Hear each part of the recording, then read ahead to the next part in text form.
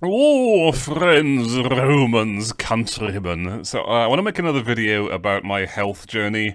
It all started when I was a somewhat overweight office worker. I'll just quickly show my proof again. Like, I started off a lot fatter, and now I am less fatter.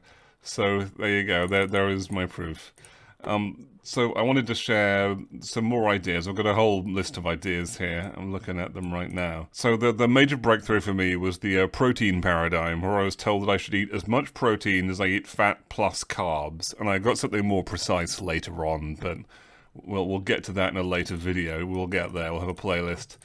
And first, it was kind of difficult to seg into this new thing. I hadn't really looked at that. I didn't know what to look for before, so I was going through the supermarket, just looking at these things, and I was trying to note things down in a spreadsheet. It was all very impractical, and it just made eating a real hassle for a while, weighing things and measuring things, and that tends to be how it is. It's a real hump for these things. It's a genuine hassle just sorting this stuff out, but it is normally worth it once you've got the rules down.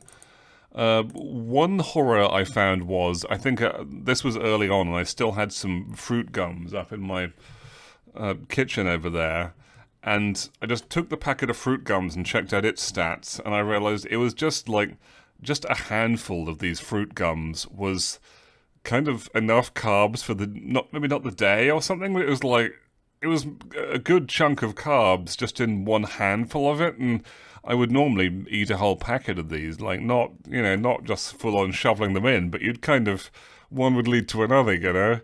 So with great sadness, I forget if I finished the fruit gums and just vowed never to eat them ever again, or if I got rid of the fruit gums then and there. But it was a bit of a dramatic moment where I realized that stuff like fruit gums does not fit into the new protein paradigm, and so there. I may get into my conspiracy theories later, but whole sections of the supermarket just start to look a bit like I don't know, sort of a valley of temptation. You look at whole sections where they've got nothing but crisps, and I will get into bread, but just crisps definitely. You look at that, and it's just sort of fat and carbs, and because in practice, like I say, it's hard to get the protein, so just eating crisps starts to look very suspicious. Now, I'll get into how convenience is bad later on, but you just start to realize that these crisps do not have my best interests at heart. It's just, they advertise crisps, they make them seem like a cool way to spend 10 minutes. Here in the UK, Gary Lineker used to advertise them. I don't think he does anymore. I don't know if Gary Lineker eats many crisps himself. It's just not a good deal. Yeah, another experience I had was I was just trying to add up all the numbers as I went. So I realized, oh, you've got to get a bunch of protein, right? So I bought all these protein yogurts that I checked the stats on, and I was just at this desk pretty much. It was facing in a different direction in those days, but I was at my desk just taking these protein yogurts, sucking. You can joke all you want about me sucking on protein, okay? Whatever, it works. But I was sucking on these protein yogurts just one after another, kind of adding up the numbers and thinking, oh yikes, I have not got nearly enough protein historically for my whole life. If this paradigm is correct, I have not historically had enough protein at all. So I was just kind of taking one yogurt after another, just consuming these things, adding up the numbers until the numbers balanced out, and I realized, I think that's when I realized protein really is the bottleneck here. That's the thing you've got to get lots of. Another big conspiracy is looking at you, Aldi. You can get a bunch of food that has protein written in large letters on the packaging, and you think, oh, surely this is high in protein, and they're trying to feed me protein, right? And yes, and if you look on the back, it will normally confirm, like if it says 50 grams or 20 grams protein or whatever on the packaging, that's probably what's going to be in there. But the twist is, it's also got an equal amount of carbs. And so you have to kind of add that up.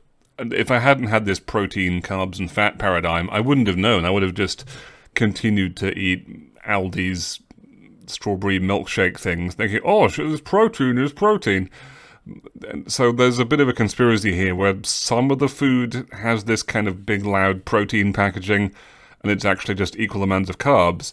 And other foods really do have lots of protein, and they're packaged kind of similarly, so you just do have to look at the back of the packet. It's a real conspiracy. Actual protein yogurt, there's this FAGE, I believe it's pronounced. It looks like FAGE. It's Greek yogurt. It is low fat, high protein, and it's kind of like, you put some honey on it and it's kind of like dessert or something even. It's nice. And that is a serious source of protein that I don't know how I would manage without. But that's another good thing. I believe a picture of that in there. You can add some fruit. You can. I even found I can add a cookie in there if I don't have any other much carbs going on, and it all balances out. And I wouldn't really want it by itself. It would taste a little bit cheesy by itself, but it's just as part of a bit of honey on there or something. It's nice. The last thing I had for protein, this is kind of a protein video, I guess. Yeah, was protein powder, where you buy these big tubs of powder. You can actually buy a big bag of the powder as well. People who go to the gym eat this powder, and you can put it in a blender bottle and then blend it up with water, and you drink that. And it's kind of nice even. It's like a milkshake. I've kind of got a taste of them now.